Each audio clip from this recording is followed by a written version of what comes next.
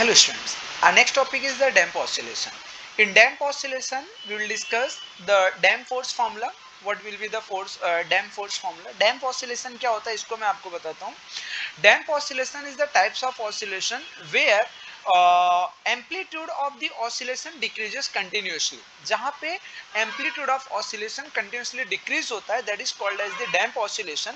तो let's see here, यहाँ पे हम लोग इस कंसेप्ट को अंडरस्टैंड करने वाले हैं.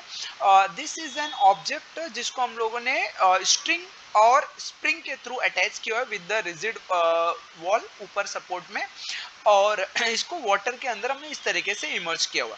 आई am applying the force here due to the weight. I am applying the force here, तो ये ऑब्जेक्ट नीचे की तरफ स्ट्रेच होएगा. जैसे ये स्ट्रेच हुआ, हमने क्या किया, स्ट्रेच हुआ तो इसके अंदर रिस्टोरिंग फोर्स kx जनरेट हुआ स्प्रिंग के अंदर, और जैसे मैंने रिलीज किया तो what will happen, this restoring force इसको क्या करेगा, ऊपर की तरफ मूव कराएगा, और एट द सेम टाइम ये जो वाटर ऊपर सरफेस पे जो वाटर है ये क्या काम करेगा, इस बॉडी के मोशन का अपोज करेगा. Due to that damp oscillation occur. तो damp force occur by this water surface that is equals to minus bv, where b is the damp constant, v is the velocity of object, और इसके अंदर ये जो spring है that is the spring की वजह से जो स्प्रिंग कांस्टेंट है that is the kx.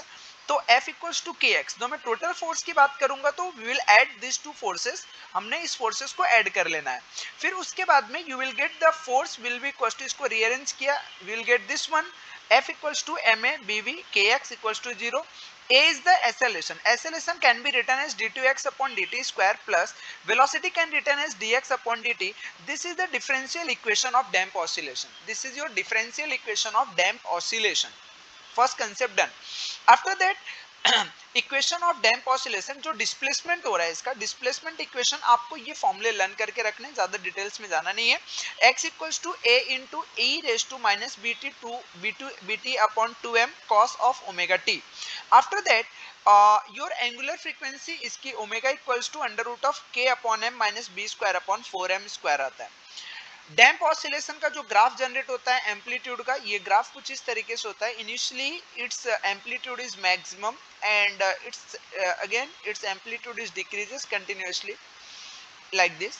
its amplitude is decreases continuously. तो यहाँ पे एम्पलीट्यूड डिक्रीज होता है इन डैम्प ऑसिलेशन. तो डैम्प ऑसिलेशन का ग्राफ कुछ इस तरीके से जनरेट होता है. This is the amplitude graph, amplitude and time graph. ठीक है. Next topic in this that is the types of oscillation we will discuss. That is the free oscillation, force oscillation. दो concept type के oscillation हम लोग discuss करेंगे. Whenever body oscillate freely under the without action of any external force, that is called as the free oscillation. जैसे आपने किसी एक object को क्या किया, इसके मीन पोजीशन से डिस्प्लेस किया और इसको रिलीज कर दिया, this body will oscillate freely, और ऑसिलेट करते करते करते करते एक टाइम आएगा अगेन रुक जाएगा. तो this type of oscillation is called as the free oscillation. Force oscillation, what happens in the force oscillation, we are doing what, we are applying हमने क्या किया, इस बॉडी को डिस्प्लेस किया from its original position and applying a force, इसके ऊपर एक force apply करके इसको रिलीज कर दिया. तो ये बॉडी अगेन इस पोजीशन पे है, अगेन मैंने फोर्स अप्लाई किया, फिर ये ऑसिलेट हुआ, फिर मैंने फोर्स अप्लाई किया. मतलब here body oscillate under the action of external periodic force continuously. आप after equal interval of time के बाद आप फोर्स अप्लाइड करते रहते हो. This type of force oscillation is this type of oscillation is called as the force oscillation. Next type of oscillation, that is the resonance. Resonance is the type of force oscillation. अब क्या होता है, हमने क्या काम किया कि ये ऑब्जेक्ट के ऊपर फोर्स लगाया, बॉडी ऑसिलेट किया, बॉडी ऑसिलेट करने के बाद हमने फोर्स और इंक्रीज करते गए.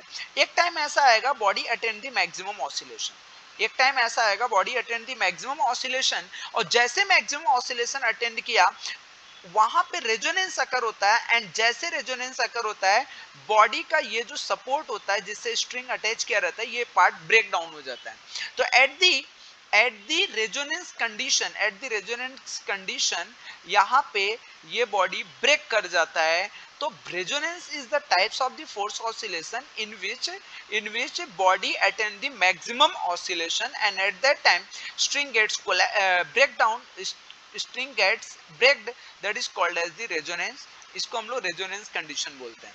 इसी के साथ साथ your topic oscillation gets over today. Thank you very much. Take care. Bye bye.